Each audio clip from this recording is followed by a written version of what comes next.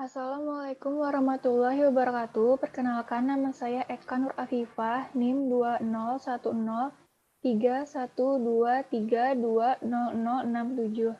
kelas Manajemen D. Sebelumnya saya berterima kasih kepada dosen pengampu Manajemen Sumber Daya Manusia, yaitu Bapak Ahid Yulianto, SE MSc Log. Di sini saya akan mempresentasikan mengenai anteseden dan konsekuensi dari keselamatan dan kesehatan kerja, safety behavior, dan disiplin kerja.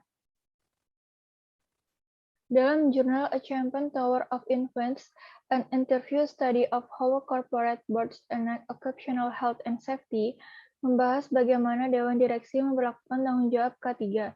Masih langkah serta tindakan Dewan untuk bertanggung jawab atas K3 mewakili tata kelola yang sejalan dengan teori keagenan dan teori penatagunaan. Metode penelitian yang dipakai adalah metode pengaturan, metode pendekatan metodologis, populasi, rekrutmen, dan peserta, pengumpulan data, serta analisis data. Anteseden. Menurut Organisasi Perburuan Internasional, 2,78 juta pekerja meninggal setiap tahun karena kecelakaan atau penyakit akibat kerja. Dan 374 juta pekerja mengalami kecelakaan atau penyakit tidak fatal yang berasal dari kekurangan dalam lingkungan kerja fisik dan psikososial mereka, yang seringkali mengakibatkan ketidakhadiran jangka panjang dari pekerjaan ILO. Mengingat latar belakang ini, Badan Penelitian Substantif telah dikhususkan untuk meningkatkan pengetahuan tentang bagaimana organisasi bertindak untuk mencegah dan mengelola kondisi kerja yang tidak sehat dan tidak aman.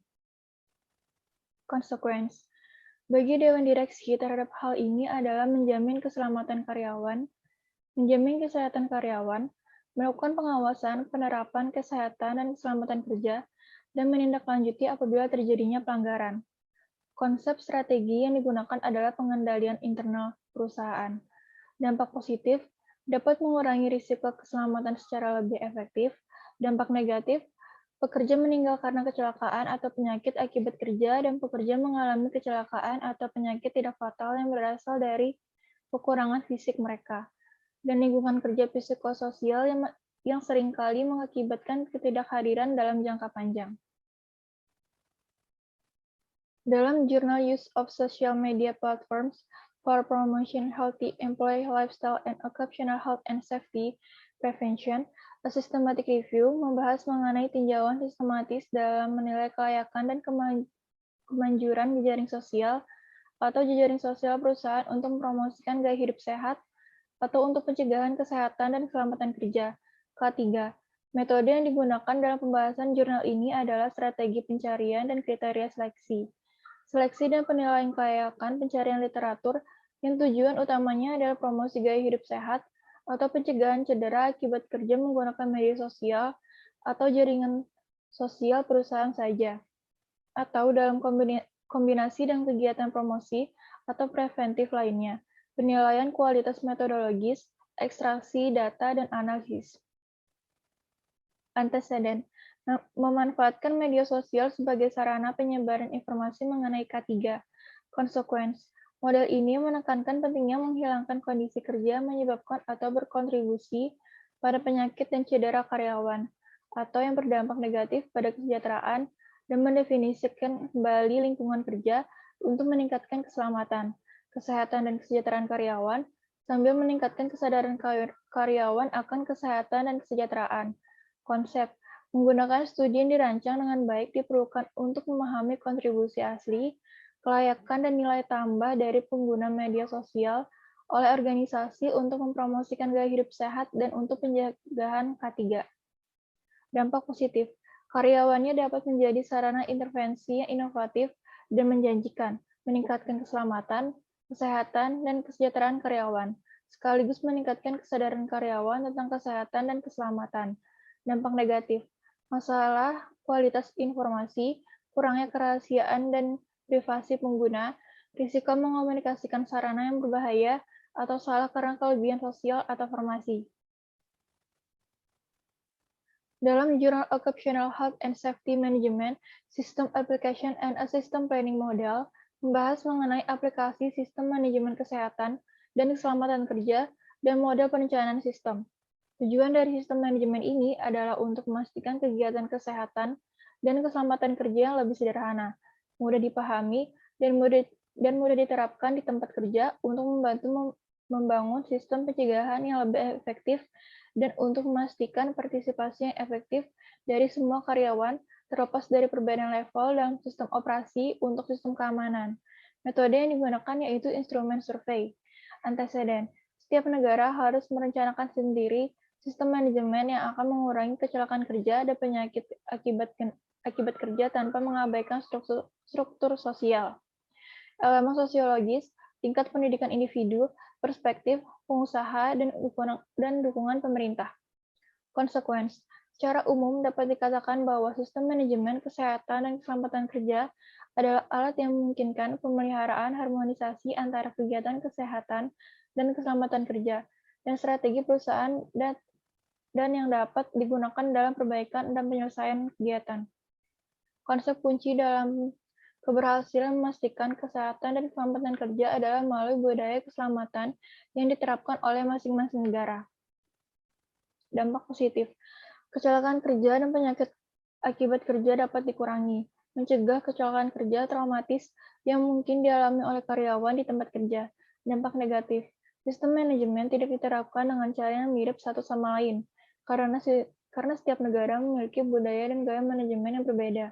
Implementasi elemen-elemen yang terletak di jantung sistem manajemen oleh setiap negara akan membantu pembentukan dasar sistem. Dalam Journal of Evaluation of the Quality of Occupational Health and Safety Management, system based on key performance indicator in certified organization, membahas mengenai evaluasi kinerja spesifikasi seri penilaian kesehatan dan keselamatan kerja 18001 di perusahaan bersertifikat di Iran. Metode evaluasi didasarkan pada perbandingan kriteria dan indikator spesifik yang terkait dengan praktik manajemen kesehatan dan keselamatan kerja di 3 perusahaan bersertifikat dan 3 perusahaan tidak bersertifikat. Anteseden. Risiko membahayakan tenaga kerja, peralatan, lingkungan kerja, dan berdampak pada daya saing dan kinerja ekonomi baik industri maupun masyarakat. Kecelakaan dan penyakit akibat kerja memiliki konsekuensi yang sangat merugikan pekerja terluka.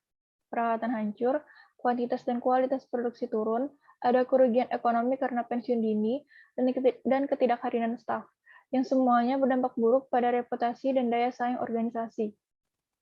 Konsekuensi.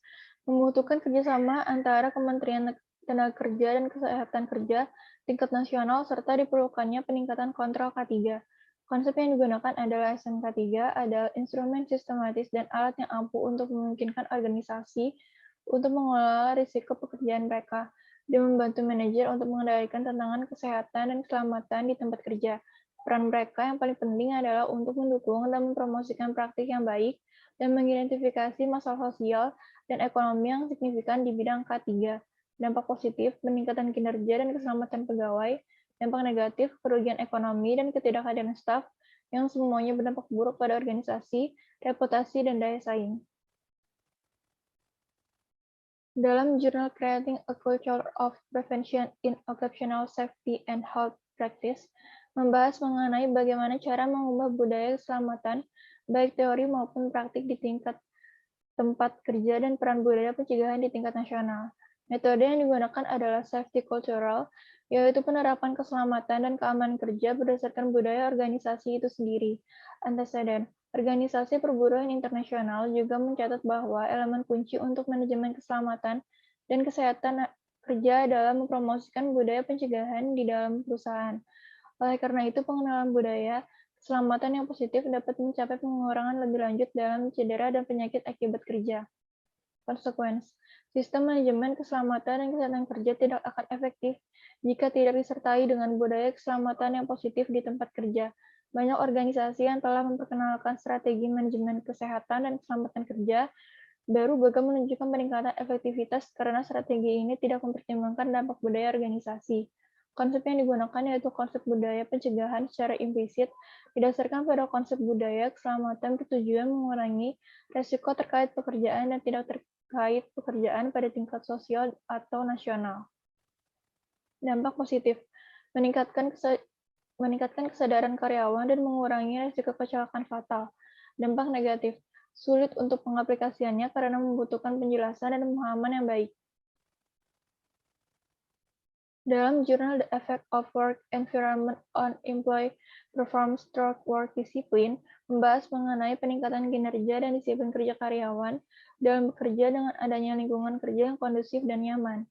Metode penelitian ini menggunakan pendekatan kuantitatif yang berguna untuk meneliti populasi dan sampel dalam suatu perusahaan, di mana dalam penelitian ini menggunakan professional random sampling sebagai pengambilan sampelnya teknik.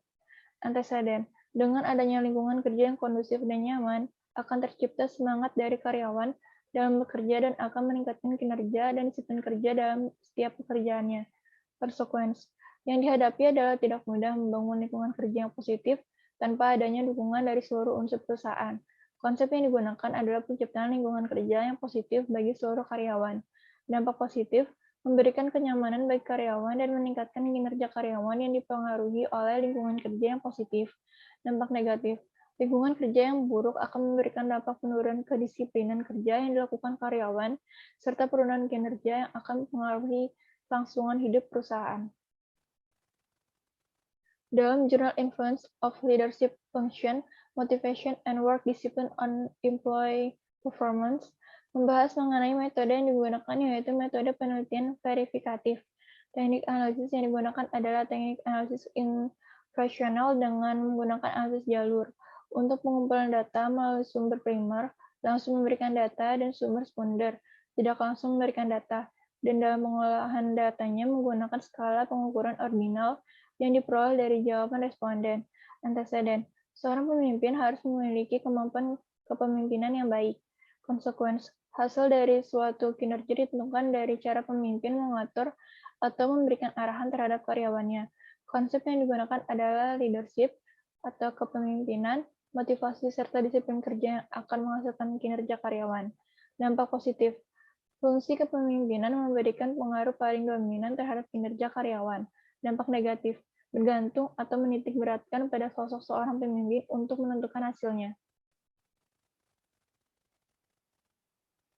Dalam jurnal Effect of Compensation and Discipline on Employee Performance membahas mengenai metode yang digunakan adalah menggunakan metode penelitian asosiatif dengan pendekatan kuantitatif. Topik utama dari variabel terikat adalah tentang kinerja karyawan, sedangkan variabel bebasnya adalah kompensasi dan disiplin kerja. Anteseden, harus adanya keselarasan antara kompensasi dan disiplin kerja. Konsekuensi peningkatan terhadap kinerja kerja karyawan. Konsep yang digunakan adalah memberikan kompensasi sebagai suatu penghargaan guna mendorong karyawan untuk bekerja lebih baik. Dampak positif, kompensasi berpengaruh positif dan signifikan terhadap kinerja pegawai. Disiplin kerja berpengaruh positif dan signifikan terhadap kinerja pegawai. Kompensasi dan disiplin kerja berpengaruh positif dan signifikan terhadap kinerja pegawai.